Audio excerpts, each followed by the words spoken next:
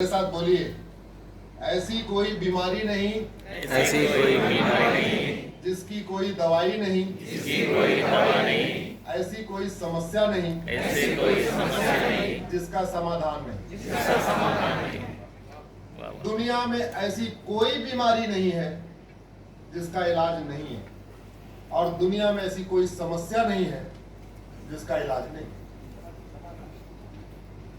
जो समस्याएं भारत में है ये विश्वव्यापी समस्या नहीं है, ये पूरी दुनिया में समस्या नहीं है। भारत में घुसपैठ होती है, चीन में तो नहीं होती है, इसका मतलब वर्ल्ड वाइड प्रॉब्लम तो नहीं है। भारत में लोग 18-18 बच्चे पैदा करते हैं, चीन में केवल 2 ही करते हैं, इसका मतलब इसका भी इलाज है। भारत में ड्रग स्मगलिंग है, सिंगापुर में तो नहीं है, इसका मतलब ड्रग स्मगलिंग का भी इलाज है। भारत में लेखपाल भी घूस लेता है, पटवारी भी घूस लेता है, हवलदार भी लेता है, थानेदार भी लेता है, तहसीलदार भी लेता है, पेशकार भी लेता है। जापान में तो नहीं लेता, इसका मतलब घूसखोरी विश्वव्यापी समस्या नहीं। भारत में मिलावटखोरी है, भारत में कालाबाजारी है, भारत में जमाखोरी है, भारत में नशा तस्करी है, भारत में मानव तस्करी है, भारत में घुसपैठ है, भारत में धर्मांतरण है, भारत में जनसंख्या विस्फोट है, भारत में अलगाववाद है, भारत में कट्टरवाद है, भारत में जिहाद है, भारत में मजहबी उन्माद है, भारत में पत्थरबाजी है, सब कुछ है भारत में। इसमें ये सारी समस्याएं क्या पूरी दुनिया में है क्या? नहीं। तो अगर बीमारी ठीक नहीं हो रही है तो 2 ही कारण है, या तो डॉक्टर गड़बड़ है या तो दवा गड़बड़। बड़ी सीधी सी बात। बीमारी ठीक नहीं होने का मतलब या तो डॉक्टर गड़बड़ है या तो, लेकिन सच्चाई यह है कि डॉक्टर से बीमारी का रिलेशन नहीं है। बीमारी डॉक्टर ठीक नहीं करता, बीमारी दवा ठीक करती है।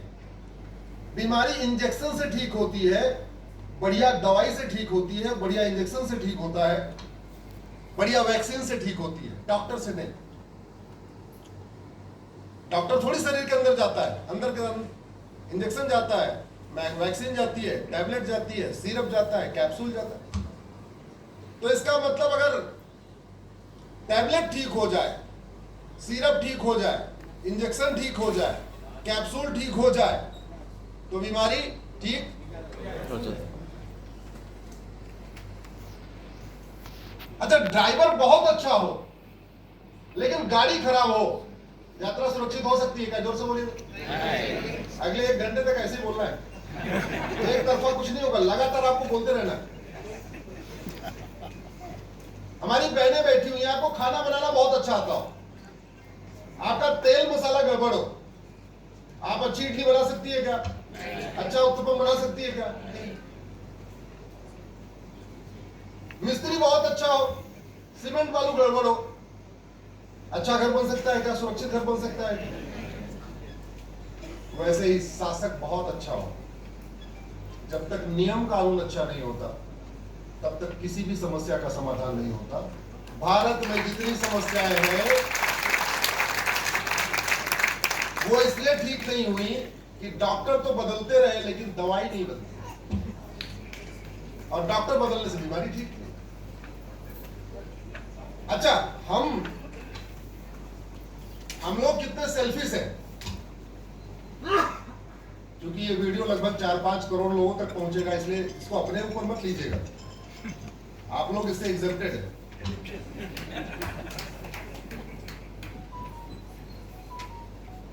मोची अपने जाति वाला नहीं चाहिए, अच्छा मोची चाहिए, जिससे जूता सिलवाना है। अच्छा चाहिए क्वालिटी वाला, वो अपनी जाति का हो चाहे ना। धोबी जिससे कपड़ा प्रेस कराना है, अच्छा चाहिए क्वालिटी वाला, अपनी जाति का हो चाहे ना। नाई जिससे बाल बनवाना है, किसी कास्ट का हो, बढ़िया बढ़िया हेयर कटिंग करना उसको अच्छा है। डॉक्टर किसी कास्ट का हो, ऐसी दवाई दे एक बार में बीमारी ठीक हो जाए। मिस्त्री किसी कास्ट का हो, घर बनाना उसको बढ़िया आना चाहिए। जहां हमारा प्राइवेट पर्सनल हमारा इंटरेस्ट है, वहां हम हर जगह क्या देखते हैं? क्वालिटी। और जहां देश की बात आती है तब हम क्या देखते हैं? जाति। जिससे देश चलवाना होता है उस वहां हम क्या देखते हैं, हमारी जाति वाला। ये बहुत अनफॉर्चुनेट रहा, लेकिन अभी एक क्रांति आ गई है, मोबाइल क्रांति। मोबाइल क्रांति आ गई है तो धीरे धीरे धीरे धीरे इन समस्याओं का समाधान हो रहा है, जागरूकता बढ़ रही है। अब देखिए, आपका चर्चा आज आपके भाग्यनगर में हो रही है, सुनने वाले यहाँ 1000 लोग हैं, लेकिन ये वीडियो पहुंचेगा 4-5 करोड़ लोगों तक। और ये क्रांति भी कैसे आई? एक गुजरात के महापुरुष ने क्रांति शुरू की। गुजरात के महापुरुष ने अगर डाटा फ्री वाला ऑफर शुरू नहीं किया होता तो बाकी लोग फ्री करते क्या? जोर से बोलिए जरा। जब एक ने डाटा फ्री किया तो बाकी ऑपरेटर ने भी डाटा फ्री कर दिया।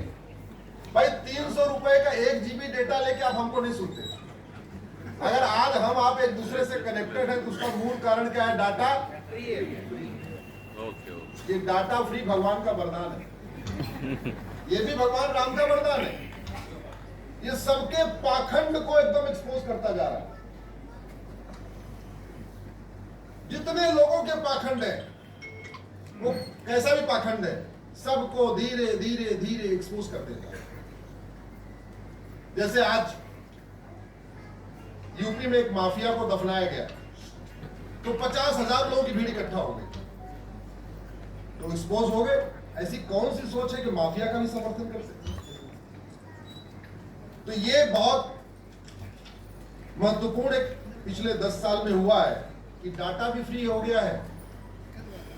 डाटा फ्री हो गया तो विधायिका भी एक्सपोज हो रही है, कार्यपालिका भी एक्सपोज हो रही है, न्यायपालिका भी एक्सपोज हो रही है। जज कोई उल्टा सीधा काम करते हैं, भाई रात को सुप्रीम कोर्ट खोल देते हैं तो अगले दिन उनके ऊपर लोग टूट पड़ते हैं।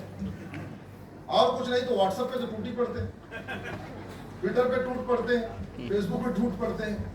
ऐसे किसी नेता ने कहा कुछ और, किया कुछ और, अगले दिन उसको भी पूरा एकदम। ये बड़ा सही टाइम आ रहा है, इसलिए मैं कहता हूं राम राज्य की शुरुआत हो चुकी है। राम राज्य की शुरुआत हो गई है। राम राज्य में पाखंडियों को तुरंत पकड़ा जाता था, तो आप लोगों ने भी पाखंडियों को पकड़ना शुरू कर दिया।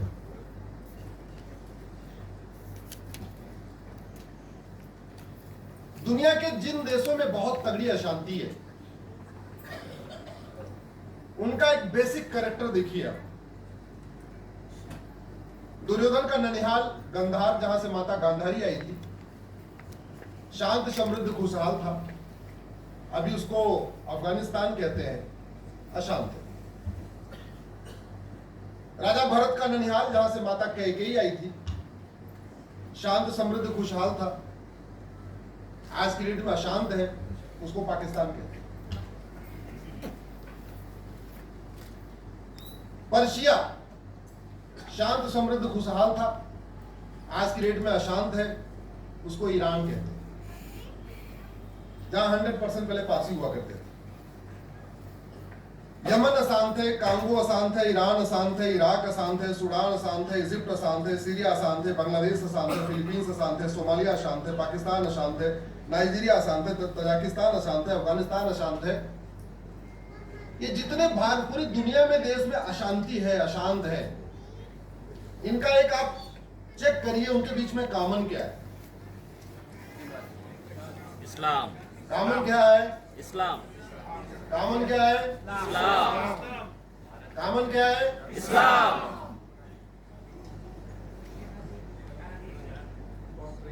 और भारत में आगे देख लीजिए, आज की डेट में 9 राज्यों की डेमोग्राफी बदल चुकी है, 200 जिलों की डेमोग्राफी बदल चुकी है, 900 तहसीलों की डेमोग्राफी बदल चली। मेरी PIL चल रही है सुप्रीम कोर्ट में, इसी डेमोग्राफी के ऊपर चल रही है। एक PIL CA पे भी चल रही है, CA लागू किया जाए। CA लागू करने के लिए एक PIL चल रही है, CA खत्म करने के लिए 236 PIL चल रही है, 236।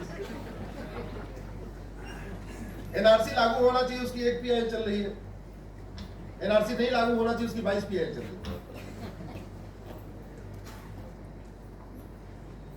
पॉपुलेशन कंट्रोल होना चाहिए, उसकी एक PIL चल रही है, और कंट्रोल नहीं होना चाहिए, उसकी नहीं कहते हैं।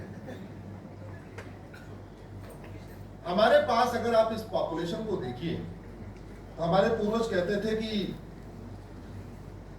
जितनी चादर हो उतने पैर फैलाओ। ये हमारे यहाँ कहावत कही जाती है। सब लोग हिंदी समझते ना भैया?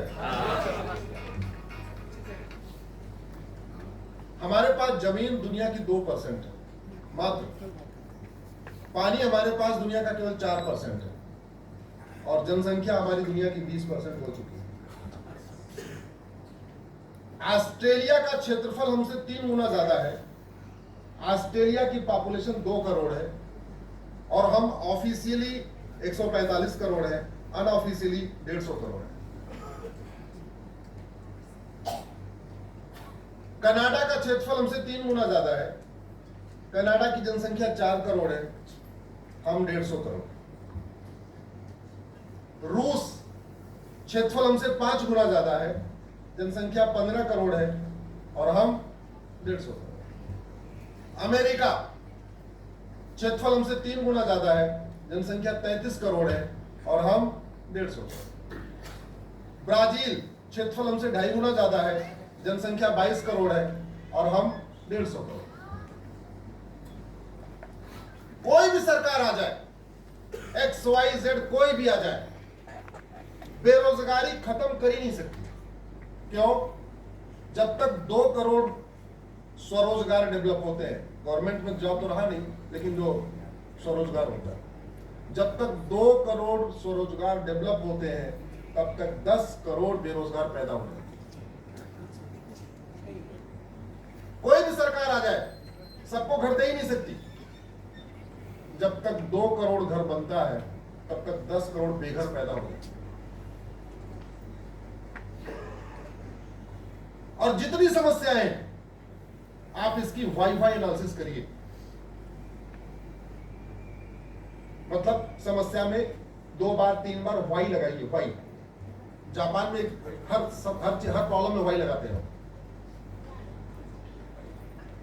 पानी गंदा है, क्यों? डिमांड ज्यादा है, पानी कम। हवा गंदी है, रूट काज पॉपुलेशन में। दिल्ली एनसीआर के लोगों की लाइफ 10 साल कम हो चुकी है सर्वे के अनुसार, यानी हम लोग 10 साल कम जिएंगे। जीना चाहिए हमें 90, तो हम जिएंगे 80। हमारी लाइफ कम हो चुकी है। Root cause air pollution, water pollution, noise pollution. सब्जी शुद्ध नहीं मिल पा रही है क्योंकि जितना डिमांड है उतनी पैदा नहीं हो पा रही। फल शुद्ध नहीं मिल पा रहा है, जितनी डिमांड है उतना पैदा नहीं हो पा रहा। दूध शुद्ध नहीं मिल पा रहा है, जितना डिमांड है उतना पैदा नहीं हो पा रहा। सबको रोजगार क्यों नहीं मिल पा रहा, जितना डिमांड है उतना पैदा नहीं हो पा रहा। अपराध बढ़ता जा रहा है क्योंकि लोगों को रोजगार नहीं मिल पा रहा है, तो चोरी करेंगे, लूट करेंगे, झपटमारी करेंगे, एक्सटॉर्शन करेंगे, मोबाइल स्नैचिंग करेंगे, चेन स्नैचिंग करेंगे, कुछ तो करेंगे ना खाने पीने के लिए। अपराध का रूट काज। अगर आप प्रॉब्लम की रूट काज एनालिसिस करिए तो 50% प्रॉब्लम का रूट काज है पॉपुलेशन एक्सप्लोजन। 50%। चाहे वो जल जंगल जमीन की समस्या हो, रोटी कपड़ा मकान की समस्या हो, गरीबी की, भूखमरी की, कुपोषण की, प्रदूषण की, air pollution, water pollution, noise pollution, सड़क पे भीड़, रेल में भीड़, जेल में भीड़, तहसील में भीड़, थाने में भीड़, जहां देखिए भीड़ ही भीड़। 5 करोड़ मुकदमे पेंडिंग पड़े हुए हैं। एक मुकदमों से अगर एक परिवार टेंशन में है, एक परिवार में 6 आदमी हैं, तो 30 करोड़ लोग टेंशन में भारत में मुकदमों के कारण। सरकार कुछ भी कर लेगी, कितनी कोर्ट बना ले, मुकदमे खत्म ही नहीं हो सकते इतने। क्योंकि जब पॉपुलेशन बढ़ेगी, कॉन्फ्लिक्ट बढ़ेगा, कॉन्फ्लिक्ट बढ़ेगा तो क्राइम बढ़ेगा, क्राइम बढ़ेगा तो मुकदमा बढ़ेगा। कॉन्फ्लिक्ट बढ़ेगा, मर्डर होगा, रोड रेज होगा, ये होगा, वो होगा, जगह पे कब्जा होगा, फला होगा, फला, तो क्राइम बढ़ेगा, क्राइम बढ़ेगा तो 30 करोड़ लोग भारत में मुकदमों के कारण टेंशन में, एक अमेरिका के बराबर। इसलिए मेरा ये मानना है कि सबसे पहले भारत में जो जरूरत है वो है हम दो, हमारे दो, सबके दो।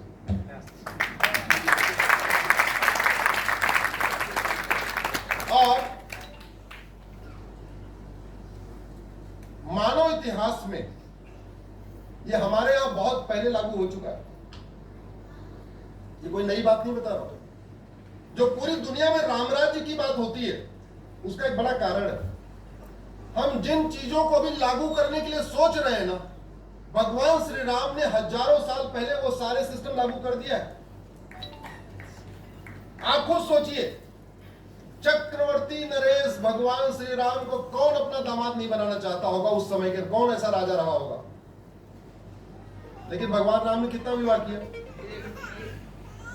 ऐसा कौन होगा नहीं जो लक्ष्मण को अपना दामाद नहीं बनाना चाहता होगा? लक्ष्मण जी ने कितने विवाह किए? एक। ऐसा कौन होगा जो भरत को अपना दामाद नहीं बनाना चाहता होगा? भरत ने किया एक। तो राम लक्ष्मण भरत शत्रुघ्न एक एक विवाह किया, ये एक्सीडेंट नहीं है। भगवान राम के 2 बच्चे, लक्ष्मण जी के 2 बच्चे, भरत जी के 2 बच्चे और शत्रुघ्न जी के 2 बच्चे, ये एक्सीडेंट नहीं है। ऐसा क्यों? किसी को ने 1 हुआ, किसी को 3 हुआ, सबके 2 ही 2। तुलसीदास जी लिखते हैं, दुई सुत सीता सुंदर जाए, लौकुश वेद पुराणम गाए। उत्तरकांड में इसकी चर्चा है, वाल्मीकि जी ने भी लिखा हुआ है, तुलसीदास जी ने भी लिखा हुआ है। मानव इतिहास में सबसे पहले हम 2, हमारे 2, सबके 2 लागू करने वाले भगवान श्री राम।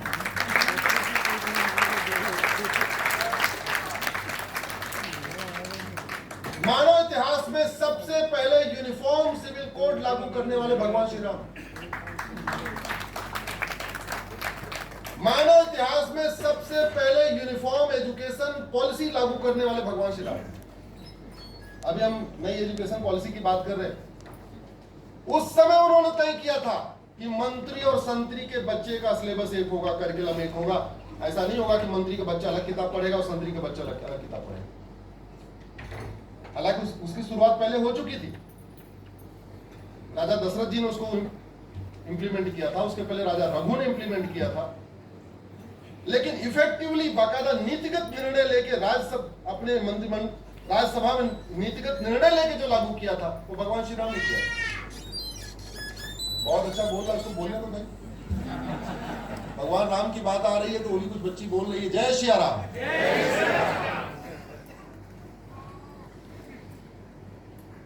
लेकिन हमने क्या किया? न दुनिया से सीखा, न अपने रामचरितमानस से सीखा, न रामायण से सीखा। राम राज्य की चर्चा तो हुई, और लेकिन वो आएगा कैसे उस पर चर्चा नहीं हुई। राम राज्य का वर्णन उत्तरकांड में है। वो कहते हैं, सब नर करई परस्पर प्रीति, चले स्वधर्म निरत श्रुत नीति। थोड़ा कूलिंग बढ़वा दीजिए भैया, इधर भी थोड़ा करा दीजिए।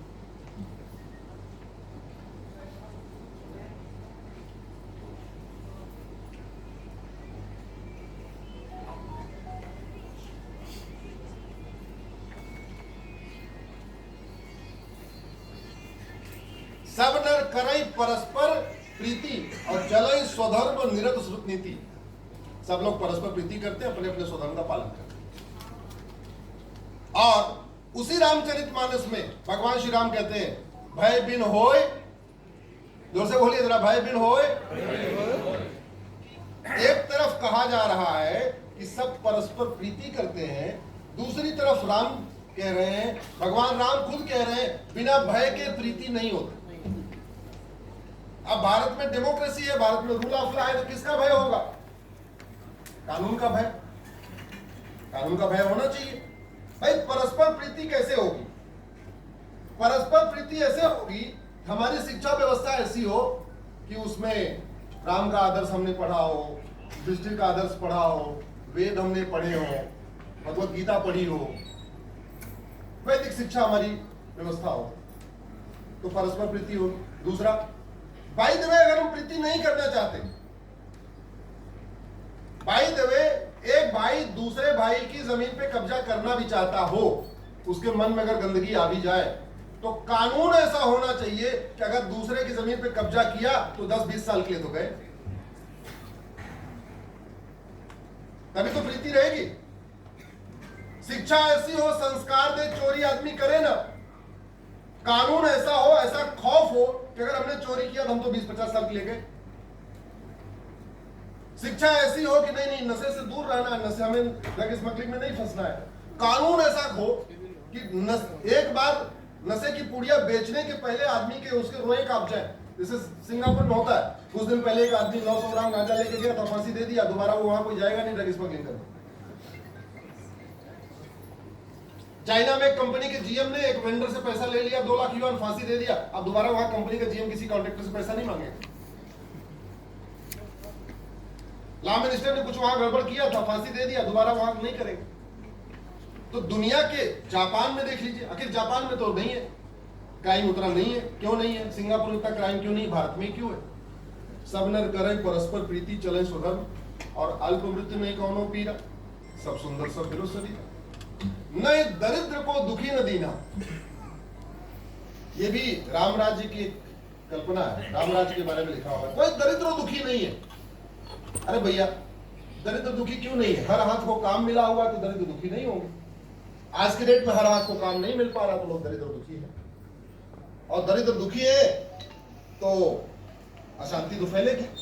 लेकिन जब गरीबी होती है ना, तो पॉलिटिक्स करना बहुत आसान होता है। जितना ज्यादा गरीबी होती है, पॉलिटिशियन भी उतना अच्छा होता है। अगर सब लोग पढ़ लिख ले जाएंगे तो पूछेंगे, अच्छा जी आपका क्या काम है, what is your duty, what you have done, आपने पुलिस रिफॉर्म किया कि नहीं किया, आपने जुडिशियल रिफॉर्म किया कि नहीं किया, आपने इलेक्शन रिफॉर्म किया कि नहीं किया, आपने ये काम किया कि नहीं किया, आपने ये कानून बनाया कि नहीं बनाया। और गरीबी है तो क्या भाई साहब, 5 किलो चावल दे दो पर्याप्त है, 5 किलो आटा दे दो पर्याप्त है। जितनी ज्यादा गरीबी होती है, पॉलिटिक्स करना उतना आसान होता है। क्यों? क्योंकि बस 5 किलो चावल का, 5 किलो दाल का, 5 किलो आटा का छोटा सा ऑफर देना, उतने में वोट मिल जाएगा। 5 साल की मौज मस्ती होगी, उसके बाद काम चलता है। तो क्या होना चाहिए क्या नहीं होना चाहिए, वो जो 5 किलो चावल पे वोट करते हैं वो तो नहीं समझेंगे। इसको तो middle class, upper class, educated class, पढ़े लिखे लोग, आप जैसे लोग जो बैठे हैं, इसी को आप चिंतन कर सकते हैं और इस पर आगे चर्चा कर सकते हैं, इसी को आगे बढ़ा सकते हैं। मेरा ये मानना है कि भारत में राम राज्य स्थापित करने के लिए जो सबसे ज्यादा जरूरत है वो है जनसंख्या नियंत्रण कानून की। मुझे इस बात की खुशी है कि केंद्र सरकार ने एक कमीशन बना दिया है। अब तो इलेक्शन आ रहा है, इलेक्शन के बाद सरकार बनेगी तो जनसंख्या नियंत्रण कानून बनेगा। और वैसे भी आप देख लीजिए, चीन हमसे 2 साल के बाद आजाद हुआ, हम 47 में आजाद हुए, चीन 49 में आजाद हुआ 2 साल के बाद। और चीन कितने आगे निकल गया, उसका एक बहुत बड़ा कारण था उसने शुरुआत में कंट्रोल कर लिया। हालांकि उसने गड़बड़ ये किया, उसने एक वाला कर दिया, एक वाले के चक्कर में थोड़ा वहां बुढ़ापा बढ़ गया। लेकिन हमारे दो फिजिबल है, हमारे दो प्रैक्टिकल है, हमारे दो बहुत साल पहले लागू हो चुका है, हमारे दो से रिश्ते नाते भी चलते रहते हैं। तो मुझे लगता है आज की जरूरत में हमारी रिक्वायरमेंट है, और आज शायद 2024 में या 2025 में एक यूनिफॉर्म पॉपुलेशन कंट्रोल पॉलिसी बनेगी। अगर आप सोचते हैं कि एजुकेशन से कुछ एक ऐसे आर्गुमेंट आते नहीं कि सबको पढ़ा लिखा दो तो फिर कोई जरूरत नहीं। क्यों भाई? सबको पता है हेलमेट लगाना अच्छा है, फिर हेलमेट वाला कानून क्यों है? सबको पता है सीट बेल्ट लगाना जरूरी है, फिर सीट बेल्ट वाला कानून क्यों होगा? सीट बेल्ट नहीं लगाओगे तो 5,000 रुपए पेनल्टी।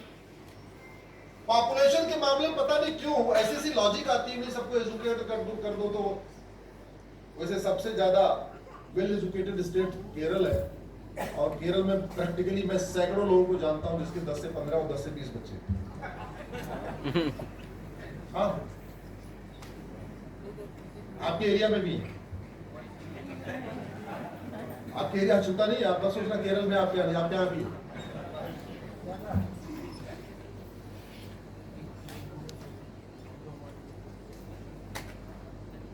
थोड़ी देर कुछ और बात कर ले। जब भारत का संविधान बना था तो इस संविधान पे कुछ चित्र थे। इस कॉन्स्टिट्यूशन में 22 पार्ट थे और 22 चित्र थे। भगवान राम लक्ष्मण सीता का चित्र था, भगवान कृष्ण का चित्र था, गौतम बुद्ध का चित्र था, भगवान महावीर का चित्र था, भगवान नटराज का चित्र था, अजंता एलोरा बना हुआ था, गुरुकुल बना हुआ था, राजा भगीरथ का चित्र था, छत्रपति शिवाजी महाराज का चित्र था, गुरु गोविंद सिंह का चित्र था, झांसी की रानी का चित्र था, ऐसे चित्र बने हुए। इन चित्रों का एक पर्पस था। उदाहरण के लिए चैप्टर 15 जो इलेक्शन से रिलेटेड है, उस पे गुरु गोविंद सिंह का चित्र था और छत्रपति शिवाजी महाराज का चित्र। पर्पस क्या था कि पॉलिटिकल पार्टियां छत्रपति शिवाजी महाराज और गुरु गोविंद सिंह के आदर्शों पे चले और आम जनता उनको वोट करे जो छत्रपति शिवाजी महाराज और गुरु गोविंद सिंह के ड्रीम्स को फुलफिल कर रहे हैं। वो एक झटके में सारे के सारे चित्र निकाल दिए। अब नुकसान कितना हो रहा है? अगर संविधान में राम लक्ष्मण सीता का चित्र होता, भगवान नटराज का चित्र होता, भगवान हनुमान जी का चित्र होता, तो इस संविधान में कभी सेकुलर शब्द आ ही नहीं था, आ ही नहीं सकता था। इसका मतलब पिताजी ने पहले प्लानिंग कर लिया था कि बेटी हमारी सेकुलर लाएगी, इसलिए हम पहले चित्र हटा देते हैं। और किसी चीज को हटाना बड़ा आसान होता है, जोड़ना भी आसान होता है, लेकिन उसके जो बाद के रेमिफिकेशन होते हैं बहुत तगड़े होते हैं। आज की डेट में अगर हम चाहें इस संविधान में दोबारा उन चित्रों को जोड़ें, तो जोड़ने के लिए 2/3 मेजॉरिटी चाहिए। 2/3 चाहिए लोकसभा में और 2/3 चाहिए राज्यसभा में।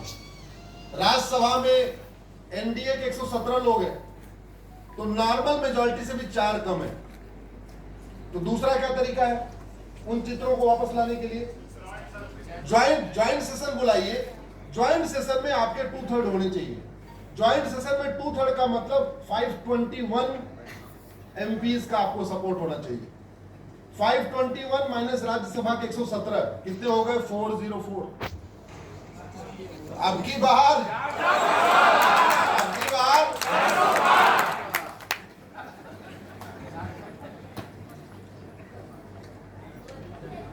भारत हमारे साथ कैसे कैसे खिलवाड़ हुआ इसको समझिए आप, और कानून की इंपॉर्टेंस को समझिए। एक आर्टिकल ने हजारों बहनों का सुहाग उजाड़ दिया, एक धारा ने, उसको कहते हैं 370। उस एक धारा ने हजारों लोगों को कश्मीर से पलायन करवा दिया। उस एक धारा ने हजारों बहन बेटियों के साथ बलात्कार करवाया। 370 खत्म होने के बाद पलायन हो रहा है क्या? 370 खत्म होने के बाद आतंकवाद है क्या? अब वहां कुछ हो रहा है क्या? ये कानून, अगर हमने कहा ना, दवाई अगर घटिया होती है तो बीमारी तेजी के साथ बढ़ती है। ऐसे कानून घटिया होता है, अराजकता बहुत तेजी के साथ बढ़ती है। हमने 370 हटा दिया, ठीक हो। अभी हमने शुरुआत में वंदे मातरम गाया, वंदे मातरम शुरुआत। आपको पता पूरा का पूरा फ्रीडम मूवमेंट वंदे मातरम से हुआ था।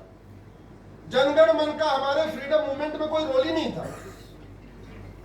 पूरा फ्रीडम मूवमेंट, लाहौर में वंदे मातरम अखबार निकलता था, राम प्रसाद बिस्मिल ने वंदे मातरम के नाम से गजल लिखी थी, वंदे मातरम के नाम से नाटक होते थे, जो झंडा था उसमें वंदे मातरम लिखा रहता था। जब जब कहीं इकट्ठा होते थे लोग, वंदे मातरम भारत माता की जय, वंदे मातरम भारत माता की जय अपने आप में वार कराई था अंग्रेजों के खिलाफ। अंग्रेजों ने बैन कर दिया। अंग्रेजों ने नेशनल एंथम गार्ड से क्वीन यहाँ इंपोज करने की कोशिश किया। उस गार्ड से क्वीन का अपोज करने के लिए बंकिम चंद्र चटर्जी ने 24 घंटे के अंदर वंदे मातरम लिख दिया। पूरी संविधान सभा में लोग चाहते थे कि हमारा नेशनल एंथम वंदे मातरम होना चाहिए, क्योंकि जनगण मन का कोई रोल ही नहीं था। इवन कांग्रेस के अधिवेशन में भी, जो वार्षिक अधिवेशन होता था, उसमें भी वंदे मातरम गाया जाता था। और एक बार तो जनगण मन लिखने वाले गुरु रविन्द्रनाथ टैगोर जी ने ही वंदे मातरम गाया था। पूरा संविधान बन गया। 26 नवंबर को पूरा संविधान तैयार हो गया 1949 को। एक विषय रह गया था कि भारत का नेशनल एंथम क्या होगा। वो विषय डिसाइड हुआ 26 जनवरी के 2 दिन पहले, 24 जनवरी को। ज्यादातर मेजॉरिटी का ये कहना था वंदे मातरम होना चाहिए। कुछ लोगों का कहना था नहीं, वंदे मातरम में दुर्गा आ रही है, देवी आ रही है, ये सेकुलरिज्म के खिलाफ है। सेकुलर वाला कीड़ा बहुत पहले से चल रहा है। तो डॉक्टर राजेंद्र प्रसाद जी ने बीच का रास्ता निकाला। उन्होंने बोला काम करो, दोनों नेशनल एंथम होंगे। तो sir technically we have two national anthems. As per resolution of 24 January 1950, we have two national anthems. और दुनिया के कई देशों में 3-3, 4-4 है. हाँ, ऐसा नहीं होता कि एक ही नेशनल एंथम होता है. दुनिया के कुछ देशों में 4 नेशनल एंथम भी है. यस, आप लोग गूगल करिएगा, वंदे मातरम अश्विनी उपाध्याय, मेरी पीआईएल चल रही है. अब हुआ क्या कि बाद में 1971 में नेशनल ऑनर एक्ट बना तो वंदे मातरम जनगण मन का पूरा प्रोटोकॉल बन गया. कितने सेकंड में गाना है, म्यूजिक क्या होगी, खड़े होके गाना है, जो नहीं खड़ा होगा उसको 3 साल सजा होगी, पूरा प्रोटोकॉल बन गया. वंदे मातरम में कोई प्रोटोकॉल नहीं बना. कितने सेकंड में गाना फिक्स नहीं हुआ, कौन सी म्यूजिक होगी कुछ फिक्स नहीं हुआ. अगर कोई नहीं खड़ा होगा तो क्या होगा, कुछ नहीं होगा. मैंने पीएल फाइल किया कि जितना सम्मान जनगण मन को मिल रहा है उतना सम्मान वंदे मातरम को भी तो दे दो.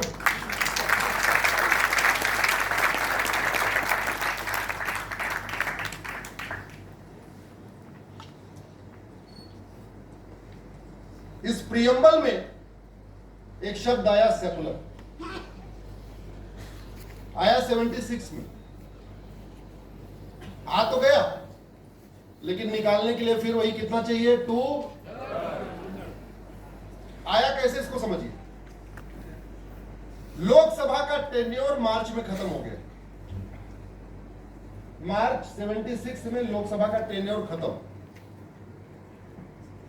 इमरजेंसी चल रही थी, सारे लीडर ऑफ अपोजिशन जेल में. अखबारों का बिजली पानी का कनेक्शन काट दिया गया था.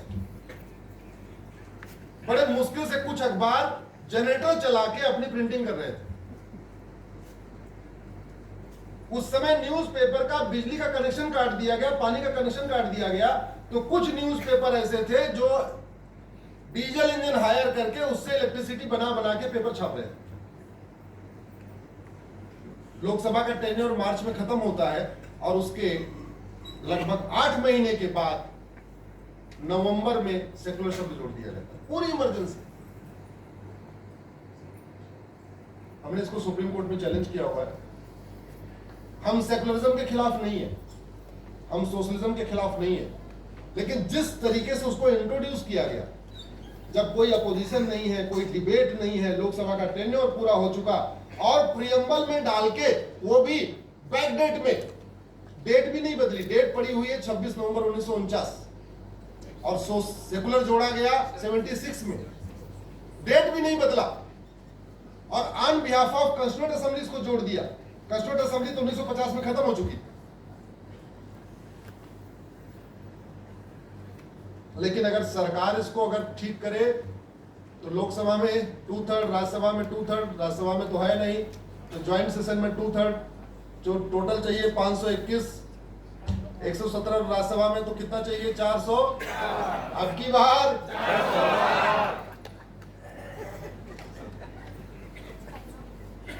हमारे देश में व्यापार के नाम पे कुछ भी चल रहा है.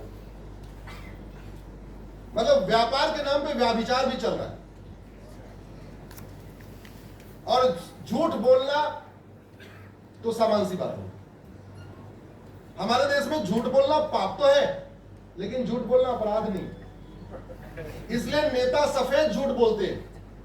जैसे एक तिहाड़ में बंद है अभी मुख्यमंत्री, उनकी पत्नी रोज प्रेस कॉन्फ्रेंस करती है और कहती है हमको ये बोला, ये बोला, ये बोला, ये बोला. जानते हैं क्यों? क्योंकि झूठ बोलना पाप तो है, लेकिन झूठ बोलना, दुनिया के कई देशों में झूठ बोलना बहुत सीरियस ऑफेंस है. अमेरिका में झूठ बोलना बहुत सीरियस ऑफेंस है, 20 साल तक की सजा होती है. एक व्यक्ति शर्ट चुराया अमेरिका में, और जब पकड़ा पुलिस ने तो बोला चुराया, बोले नहीं चुराया.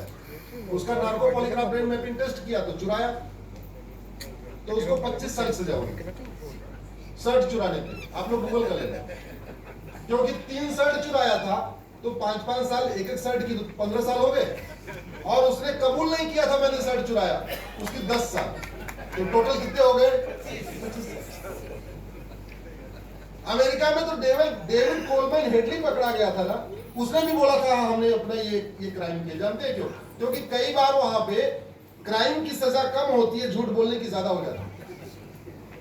लोग पहले बोलते हैं हाँ हमने किया, क्योंकि सजा थोड़ी कम हो जाएगी, 10 साल एक्स्ट्रा हो जाएगा. भारत में झूठ बोलना फ्रीडम ऑफ एक्सप्रेशन है। आर्टिकल 19 के अंतर्गत झूठ बोलना फ्रीडम ऑफ एक्सप्रेशन है। संविधान निर्माताओं ने कभी सोचा नहीं होगा कि जो फ्रीडम ऑफ एक्सप्रेशन, ये बोलने की आजादी हम दे रहे हैं, तो इसको हमारे नेता झूठ बोलने की आजादी मान लेंगे। अब अगर हम चाहते हैं झूठ के खिलाफ कठोर कानून बने, झूठ पकड़ने के लिए नार्को पॉलीग्राफ ब्रेन मैपिंग कानून बने, तो आर्टिकल 19 को बदलना पड़ेगा। आर्टिकल 19 जो कि फंडामेंटल राइट है, उसके लिए आपको 2/3 चाहिए। 2/3 में तो फिर झूठ बोलने के खिलाफ कानून बनाने के लिए अब की बार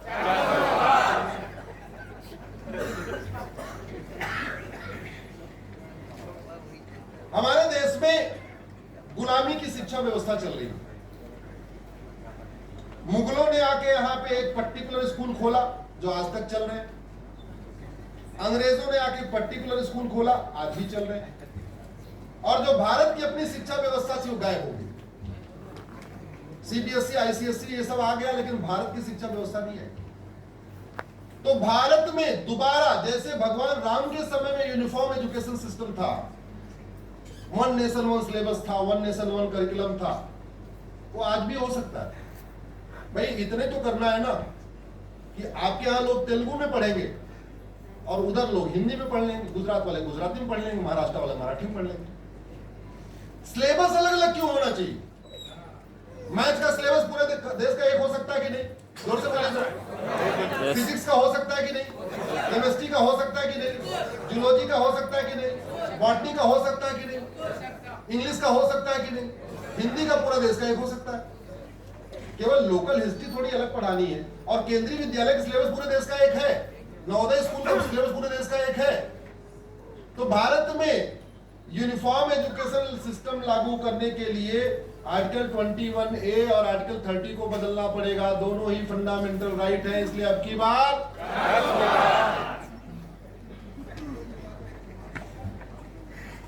भारत में धर्मांतरण बहुत तेजी के साथ हो रहा है और फॉरेन रिलीजन में कन्वर्जन हो रहा है। इंडियन रिलीजन में कन्वर्जन नहीं हो रहा है। इंडियन रिलीजन वालों को फॉरेन रिलीजन में कन्वर्ट किया जा रहा है। आपके तमिलनाडु में एक लड़की ने सुसाइड किया था, लावण्या नाम था उसका, आप लोगों को ध्यान होगा। जब उस बच्ची ने सुसाइड किया तो हमने सुप्रीम कोर्ट में पीआईएल फाइल किया। हमारी बहुत सारी पीआईएल ऐसी है, हम जानते नहीं एक दूसरे को, लेकिन हम सुप्रीम कोर्ट में करते हैं। आज तक मैं तमिलनाडु में उस गांव में भी नहीं गया जहां की लावण्या रहने वाली, लेकिन मैंने अखबारों में पढ़ा कि लावण्या ने सुसाइड किया, तो मैंने सुप्रीम कोर्ट में पीआईएल फाइल किया और वो मैटर आज भी चल रहा है। मैंने पहली मांग किया था सीबीआई जांच होनी चाहिए, सीबीआई जांच चल रही है। लावण्या केस की सुसाइड की सीबीआई जांच चल रही है। दूसरा हमने कहा था कि ये कन्वर्जन, डिसिप्टफुल कन्वर्जन, ये राष्ट्र की सुरक्षा के लिए खतरा है। अल्टीमेटली मुगल जो यहां आए थे वो रूल करने नहीं आए थे। ये हमें बहुत गलत नैरेटिव दे दिया गया। मुगल केवल और केवल यहां पे कन्वर्जन कराने आए थे। याद रखिए, सत्ता तो उनके लिए एक माध्यम था, बिजनेस व्यापार उनके लिए एक माध्यम था। अगर आप कहीं जा रहे हैं, आपको स्टैब्लिश होना है तो घर चाहिए, मकान चाहिए, व्यापार चाहिए। लेकिन अगर वो केवल सत्ता के लिए मुगल आए थे तो उन्होंने मंदिर क्यों तोड़ा? अगर सत्ता के लिए आए थे, व्यापार करने आए थे, तो कन्वर्जन क्यों कराया? एक्चुअल में मुगल यहाँ पे कन्वर्जन कराने आए थे। सत्ता और व्यापार वो तो एक सेकेंडरी इशू था। ऐसे ही ब्रिटिश यहां ईस्ट इंडिया कंपनी बिजनेस करने नहीं आई थी, वो यहां अंग्रेजी शासन को स्टैब्लिश करने आई थी। और जब अंग्रेजी शासन स्टैब्लिश हो गया, उनका भी जो प्राइमरी मोटो था वो कन्वर्जन था। और वो कन्वर्जन आज भी चल रहा है। और कन्वर्जन आज चल रहा है, आर्टिकल 25 में एक वर्ड है प्रोपोगेट। प्रोपोगेट एक शब्द है, प्रोपोगेट। अगर उस एक शब्द को निकाल दिया जाए, आदरणीय जोशी साहब आ गए हैं, प्रणाम करता हूं आपको, प्रणाम करता हूं। आप ऊपर आ जाइए सर, सीधे सीधे ऊपर आ जाइए।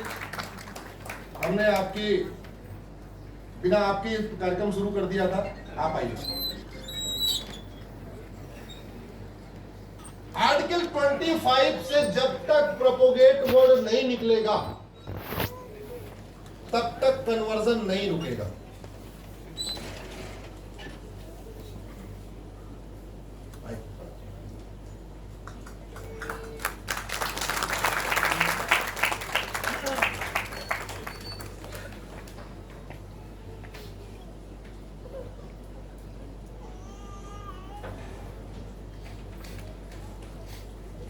कन्वर्जन रोकने के लिए दो काम करना पड़ेगा। एक तो सेंट्रल लेवल पे एंटी कन्वर्जन लॉ बनाना पड़ेगा, लेकिन सेंट्रल लेवल पे एंटी कन्वर्जन लॉ बनाने से पहले आर्टिकल 25 से प्रोपोगेट को निकालना पड़ेगा। और चूंकि आर्टिकल 25 फंडामेंटल राइट है, तो फंडामेंटल राइट को बदलने के लिए अब की बार भारत में माइनॉरिटी कमीशन चल रहा है, माइनॉरिटी अफेयर मिनिस्ट्री चल रही है, सेंटर का भी हजारों करोड़ का बजट, राज्यों का भी हजारों करोड़ का बजट, लेकिन माइनॉरिटी कौन है पता ही नहीं। 1% वाला माइनॉरिटी, 2% वाला माइनॉरिटी, 3% वाला माइनॉरिटी, नेशनल लेवल पे माइनॉरिटी या स्टेट लेवल पे माइनॉरिटी या डिस्ट्रिक्ट लेवल पे माइनॉरिटी। मैंने पीआईएल फाइल किया, हमने कहा सारा कमीशन चलाने के पहले ये तो बताओ माइनॉरिटी है कौन। अरे डिफाइन तो करो, डिफाइन करो माइनॉरिटी कौन है पहले। भाई शेड्यूल कास्ट के लिए बहुत सारी स्कीम है, हमने शेड्यूल कास्ट को वेल डिफाइन किया हुआ। ओबीसी के लिए स्कीम है, हमने ओबीसी को डिफाइन किया हुआ। अभी लेटेस्ट आया ईडब्ल्यूएस रिजर्वेशन, हमने ईडब्ल्यूएस को डिफाइन कर दिया कौन है ईडब्ल्यूएस, लेकिन सब डिफाइन हो गया, माइनॉरिटी आज तक डिफाइन नहीं है। एक चीज आप बताइए, ये कन्वर्जन हमारे नेशनल सिक्योरिटी के लिए थ्रेट है कि नहीं? और नेशनल सिक्योरिटी के लिए जो थ्रेट है उसके लिए बाकायदा कानून है, उसको नेशनल सिक्योरिटी एक्ट कहते हैं, लेकिन वो लागू उसको यूज नहीं किया जाता। कन्वर्जन हमारी एकता अखंडता के लिए खतरा है कि नहीं? और जो एकता अखंडता के लिए खतरा हो सर, उसके लिए बाकायदा यूएपीए है, लेकिन यूज नहीं किया जाता। कन्वर्जन एक ऑर्गेनाइज क्राइम है, एक इंडिविजुअल नहीं करता, पूरा एक नेटवर्क होता है, पूरा सिंडिकेट होता है। कोई पैसा देता है, कोई जगह देता है, कोई लिटरेचर देता है, कोई ब्रेन वॉश करता है, पूरा उसमें कई लोग होते हैं। और ऑर्गेनाइज क्राइम से निपटने के लिए गुजरात में गुजकोका है, महाराष्ट्र में मकोका है, आपके यहां भी कोई गैंगस्टर एक्ट होगा, इस तरीके का कोई कानून होगा, लेकिन उसको यूज ही नहीं किया जाता। क्यों? क्योंकि आर्टिकल 25 में प्रोपोगेट लिखा हुआ, उसके चक्कर में वो यूज नहीं है। इंडियन पिनल कोड में एक सेक्शन है वेजिंग वॉर। मेरा ये मानना है, जो मैंने सुप्रीम कोर्ट में कहा हुआ है जब लावण्य सुसाइड केस हुआ था, हमने कहा conversion is a waging war. मुगलों ने भी यहां वार किया था कन्वर्ट कराने के लिए, ब्रिटिश यहां आए कन्वर्ट कराने के लिए। आज की डेट में जो कन्वर्जन किया जा रहा है केवल डेमोग्राफी बदलने के लिए किया जा रहा है, इसलिए conversion is a waging war. लेकिन सेक्शन 121 है आईपीसी में वेजिंग वॉर, जिसमें आजीवन कारावास फांसी की सजा है, वो लग नहीं पाती। क्यों? क्योंकि आर्टिकल 25 में प्रोपोगेट है। कन्वर्जन से बड़ा देशद्रोह क्या हो सकता है? भारतीय पंथ को मानने वालों को, भारतीय पंथ मतलब जैनिज्म, बुद्धिज्म, सिखिज्म, हिंदुज्म, भारतीय पंथ को मानने वालों को विदेशी पंथ में कन्वर्ट करना, इससे बड़ा देशद्रोह क्या है? इससे बड़ा देशद्रोह कोई नहीं है। लेकिन देशद्रोह की धारा नहीं लगती है। क्यों? आर्टिकल 25 में प्रोपोगेट वर्ड पड़ा हुआ। इसलिए अगर धर्मांतरण रोकना है, आर्टिकल 25 को बदलना पड़ेगा। आर्टिकल 25 फंडामेंटल राइट है, फंडामेंटल राइट को बदलने के लिए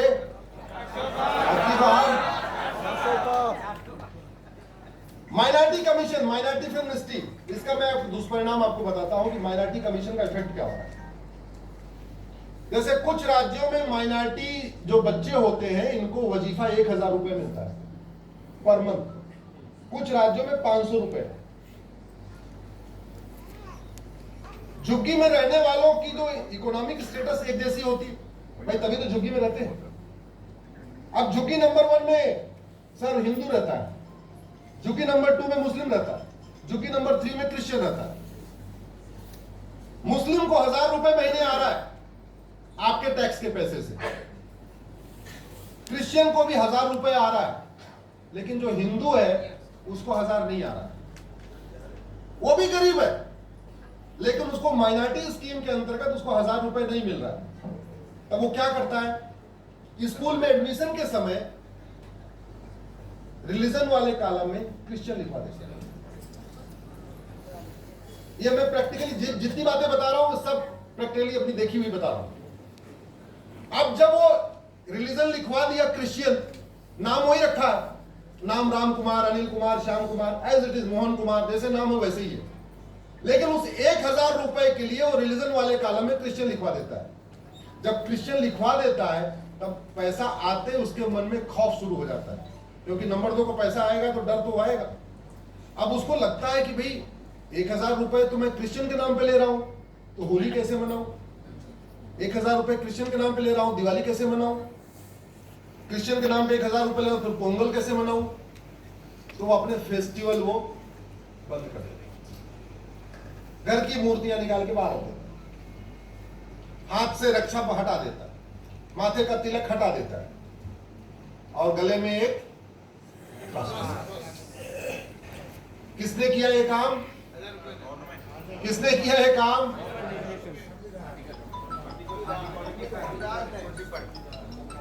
माइनॉरिटी कमीशन एक्ट ने, माइनॉरिटी ऑफ एथनिसिटी ने। स्टेट स्पॉन्सर्ड कन्वर्जन हो रहा है। आप लोग जो टैक्स का पैसा दे रहे हैं उसी टैक्स के पैसे से minority commission, minority of ethnicity चल रही है, और ये तभी खत्म हो सकती है जब आर्टिकल 30 को बदला जाए। और आर्टिकल 30 फंडामेंटल राइट है, इसलिए उसको बदलने के लिए अब की बार